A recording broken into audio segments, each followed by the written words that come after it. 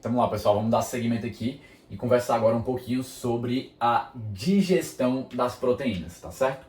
Então eu vou iniciar falando aqui da digestão de proteínas, aquele exemplo que eu sempre gosto de comentar nas aulas, né? Comentei muito em trato digestório, mas aquele exemplo que eu estava num churrasco e comi aquele pedaço de carne. Aquele pedaço de carne, por sua vez, foi chegando aqui pelo esôfago, e após chegar aqui pelo esôfago, uma hora ou outra ele chegou aqui no estômago. Então agora a gente tem esse pedaço de carne que foi consumido, certo? Que a gente já viu que é uma fonte de proteína bem relevante. Então aqui, para dar o exemplo, né, uma carne vermelha, uma carne de gado, por exemplo, uma picanha, tá certo? Então esse pedaço de carne chegou aqui no estômago. O que vai acontecer com esse pedaço de carne no estômago? Vamos entender aqui. Então é mais uma recapitulação, já foi comentado na aula do trato digestório, mas uma recapitulação geral. Aqui no tecido do estômago a gente encontra a própria célula principal.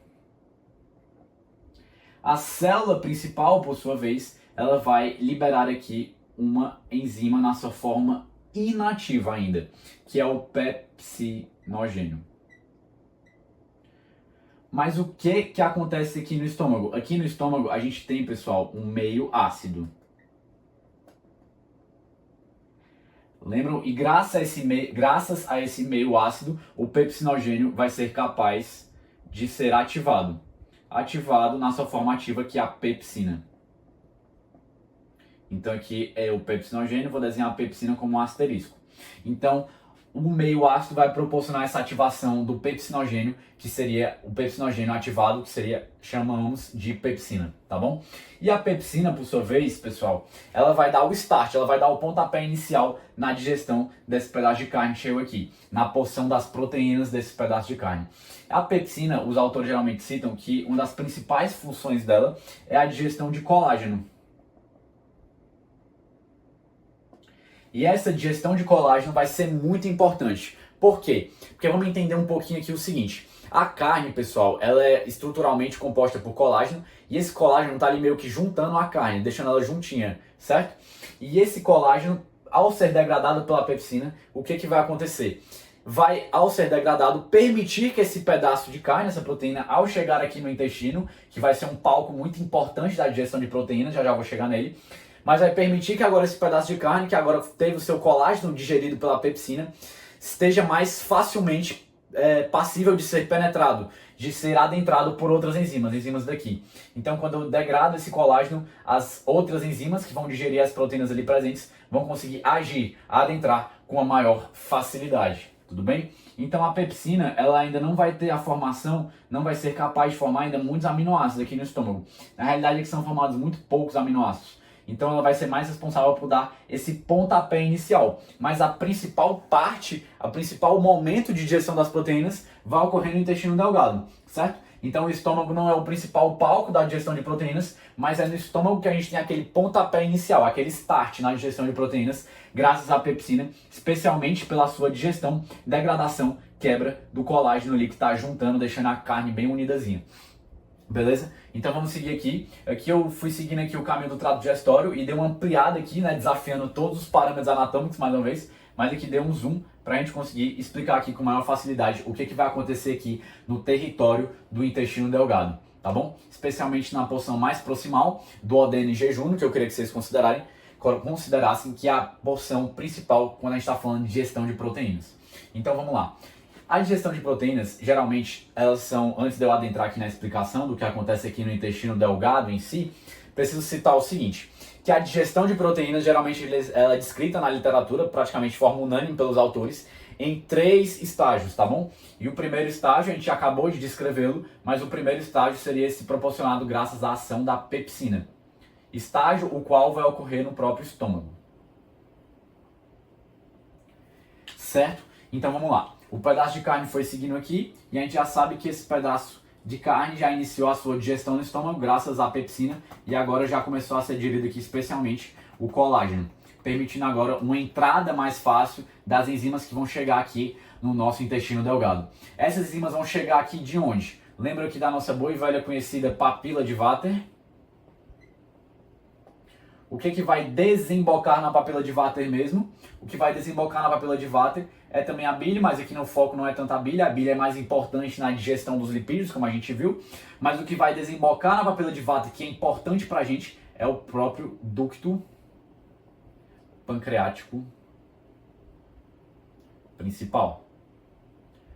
O ducto pancreático principal, por sua vez, vai estar trazendo o quê? Vai estar trazendo o próprio suco pancreático.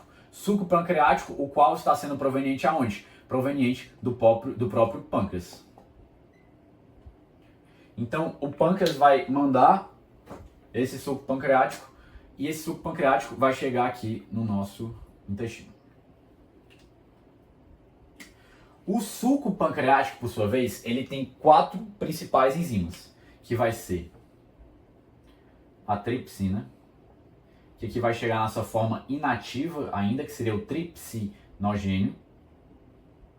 Também o quimiotripsinogênio. E também a proelastase e procarboxipolipeptidase. Que alguns autores chamam também de procarboxipeptidase, né? Isso varia, mas enfim.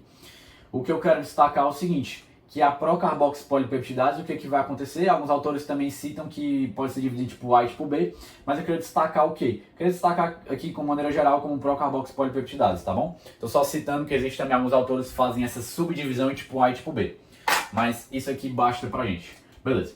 O que acontece? Essas enzimas que estão presentes no suco pancreático e chegaram aqui no intestino delgado estão na sua forma inativa. Elas são necessárias que a gente ative elas para que elas possam finalmente agir aqui sobre esse pedaço de carne que já iniciou a sua digestão. Então o que vai acontecer para elas serem ativadas? Aqui na própria borda, né, na mucosa do intestino delgado, a gente encontra os enterócitos. E os enterócitos, por sua vez, possuem as vilosidades, e nas vilosidades a gente encontra as microvilosidades. As microvilosidades, o conjunto delas, vão compor o que a gente chama da borda em escova. E a borda em escova é o que eu quero chegar aqui. Nessa borda em escova, pessoal, alguns autores citam a presença, que eu vou colocar aqui de vermelho, a presença de uma enzima aqui na borda em escova, que é a enteroquinase. Essa enzima vai, nada mais nada menos, fazer o quê? Essa enzima vai pegar o tripsinogênio e vai ativar esse tripsinogênio. Vai colocá-lo na sua forma ativa. Então, vai pegar o tripsinogênio e vai colocá-lo na sua forma ativa, forma a qual nós chamamos de tripsina. A tripsina, por sua vez, que agora é o quimiotripsinogênio, vai ativar os demais compostos, tá bom? A própria tripsina, pessoal, além de ativar esses outros 3, ela vai ser capaz de ativar também o próprio resto do tripsinogênio. Então, a enteroquinase, digamos que a gente tem aqui 10 tripsinogênios, tá bom? A enteroquinase chegou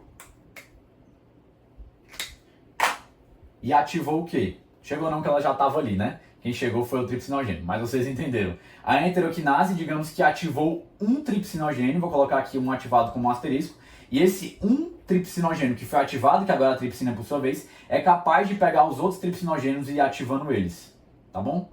Então a tripsina pode ativar esses 3, ativa, mas também pode ativar o próprio resto do tripsinogênio. Mas enfim, vamos dar seguimento aqui. A tripsina, por sua vez, vai pegar o quimiotripsinogênio e vai transformá-lo na sua forma ativada, que vai ser a própria quimiotripsina. Vai pegar a proelastase e vai transformar na sua forma ativada, que é a própria elastase. Vai pegar a procarboxipolipeptidase e vai transformar na sua forma ativada, que é carboxipolipeptidase. Então a gente viu, em questão de nomenclatura, só para deixar isso aqui pontuado, que esse sufixo gênio, geralmente ele significa o quê? Significa que está na forma inativa. Então tripsina, nossa forma inativa, a gente chama de tripsinogênio. Quimiotripsina, nossa forma inativa, a gente chama de quimiotripsinogênio. Entendeu? Esse sufixo indica essa forma inativa. E aqui proelastase, procarboxipolipeptidase, esse prefixo que é o quê? Que é o pro, também indica que aquela enzima está na sua forma inativa. Quando se transforma em forma ativa, a gente já viu que até some esse prefixo. Então vamos aqui dar seguimento. Então, só fazer uma analogia, se ainda não ficou claro, pensem que chegou todo mundo ali no suco pancreático dormindo. Tava todo mundo cochilando, dormindo, beleza? E o que aconteceu? Um teve que ser acordado primeiro. Quem foi acordado primeiro foi quem? Foi o próprio tripsinogênio. Então o tripsinogênio foi acordado primeiro pela enteroquinase e se transformou na sua forma acordada, na sua forma ativa, na tripsina. E agora que a tripsina, né, que é o quimotripsinogênio, ou perdão, que é o tripsinogênio que está acordado, essa tripsina vai acordar o resto da galera. Então é tipo aquela galera que vai dormir na casa, aí um acorda primeiro e acorda todo mundo, né? Só para fazer uma analogia aqui para ficar mais claro ainda. Mas é isso. Agora, essas 4 enzimas vão atuar aqui sobre esse pedaço de carne, mais especificamente na sua parte proteica, tá bom? Então vai atuar aqui nas proteínas presentes para digeri-las, certo? Então vamos lá, para a gente conversar sobre a ação dessas enzimas, vamos só entender o que foi que chegou aqui. Eu já falei que iniciou a digestão especialmente do colágeno, mas vamos entender que esse pedaço de proteína, esse pedaço de carne composto de proteínas, já começou a ser degradado e formar o quê? Já no estômago. Então o que chegou aqui, antes da gente falar dessas aqui já chegou polipeptídeos,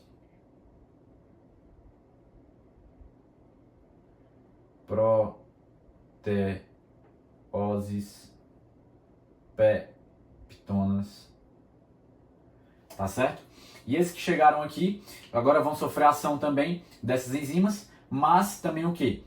Além disso, ainda há proteínas aqui que não foram bem digeridas, vão precisar ser digeridas por essas daqui, tá bom? As peptonas e proteoses, pessoal, não são tão importantes aqui pra gente, então vou apagar. Eu quero focar mais nessa parte dos próprios polipeptídeos. Então alguns já chegaram aqui na própria intestino, tá certo? E pouquíssimos aminoácidos, pouquíssimos, mas já chegaram aqui já do estômago. Mas vamos entender o que vai acontecer nesse palco aqui, que é o principal palco, que é o intestino delgado, que é onde vai acontecer a maior parte da digestão de proteínas. Então vamos entender primeiro essa fase aqui que vai envolver essas enzimas aqui do suco pancreático.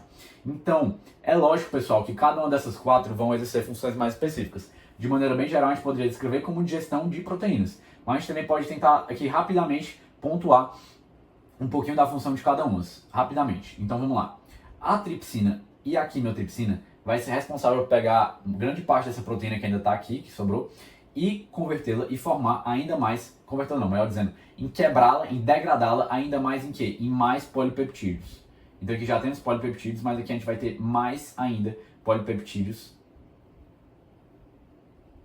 sendo formados, tá certo? Aqui graças à ação da tripsina e quimiotripsina especialmente. A elastase, por sua vez, o que acontece? Fibras musculares, né, enfim, especialmente na carne, geralmente vai ter o quê? Vai ter fibras de elastina ali presentes. E a elastase vai ser responsável por essa quebra das fibras, melhor dizendo, de elastina, tá bom? Já a carboxipolipeptidase vai quebrar na extremidade de carboxil, é o que os autores geralmente chamam, do composto ali da proteína, né, dos polipeptídeos, enfim. Vai quebrar o quê? Vai clivar ali dos polipeptídeos, o quê? Vai clivar alguns aminoácidos já. Então aqui a gente tem a pequena formação já de alguns aminoácidos, mas ainda não é tão significativa, tá bom? Até agora a gente tem mais, principalmente o quê? Polipeptídeos, tá certo?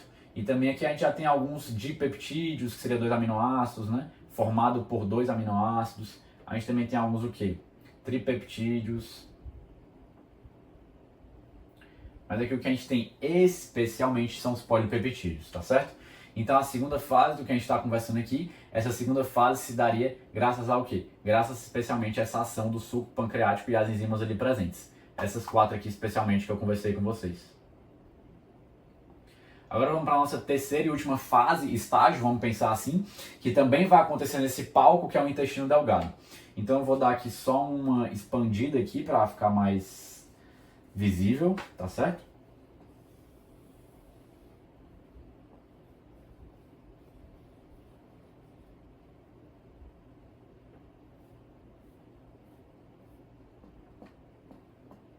Mas aqui a gente vai encontrar os próprios enterócitos. E aqui na borda em escova desses enterócitos, a gente vai encontrar enzimas muito importantes para seguir nesse processo de digestão, tá, pessoal?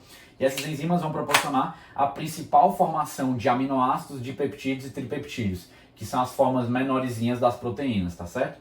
As formas mais e mais essenciais, mais, como é que eu posso dizer?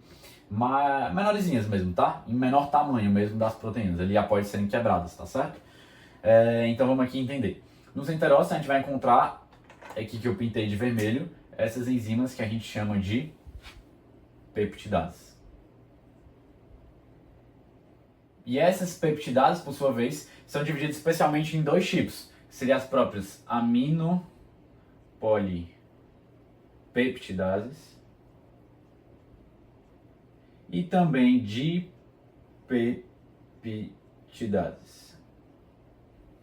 De maneira geral, a função dessas peptidases, especialmente essas duas, vai ser fazer o quê? Vai ser pegar esses polipeptídeos, que ainda estão abundantes aqui, de certa maneira, e quebrá-los, especialmente em tripeptídeos, que já estão aqui, né? Mas só recapitulando, aqui já tinham alguns, né? Como eu falei na explicação, mas agora que vai ter a quebra mais abundante desses polipeptídeos em tripeptídeos,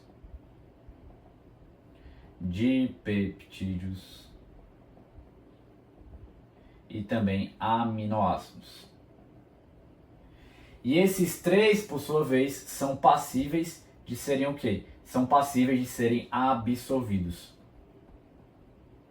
Então, não só o aminoácido, que seria a forma menorzinha, né, a forma mais essencial, mais pequena das proteínas, ali após elas serem quebradas, né, é capaz de ser absorvida. Mas também os tripeptídeos e dipeptídeos podem ser absorvidos. Depois eu vou detalhar um pouquinho melhor. Eu só queria destacar o seguinte. Vamos entender aqui o seguinte.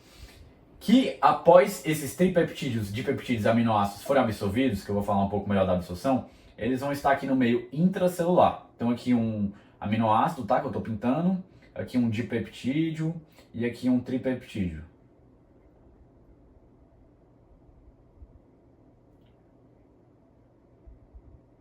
Certo? Ao entrar aqui no enterócito, aqui dentro do enterócito a gente também vai seguir nesse processo de digestão, graças à presença de peptidases aqui presentes também. Então essas peptidases vão pegar esses dipeptídeos e tripeptídeos e vão quebrá-los em aminoácidos. Vai quebrar a ligação peptídica que está unindo eles para a gente chegar em aminoácidos. Essa quebra da ligação peptídica, essa quebra a gente chama de um processo de hidrólise, tá bom? Então, beleza. Então agora a gente tem aqui dentro do enterócito rico em aminoácidos. E esses aminoácidos depois vão passar aqui por difusão facilitada para o intestino e serem levados no sangue. Depois eu vou detalhar um pouquinho melhor. Estou só destacando que a gente também tem um processo de digestão intracelular dentro do enterócito, graças a essas peptidases aqui presentes, tá certo? Então aqui o terceiro seria graças a essa questão da própria borda em escova, para a gente fechar aqui a explicação, tá certo? Então o terceiro processo da digestão de proteínas principal seria esse que ocorre na borda em escova, graças às próprias peptidases ali presentes. Certo? A gente poderia, eu falei três principais, mas a gente poderia colocar um a mais aqui, um quarto até menorzinho, mas que é muito importante também, mas que seria esse quarto que ocorre graças às peptidases presentes dentro do meio intracelular, tá bom? Mas esses aqui seriam os três principais processos quando a gente está falando da digestão de proteínas.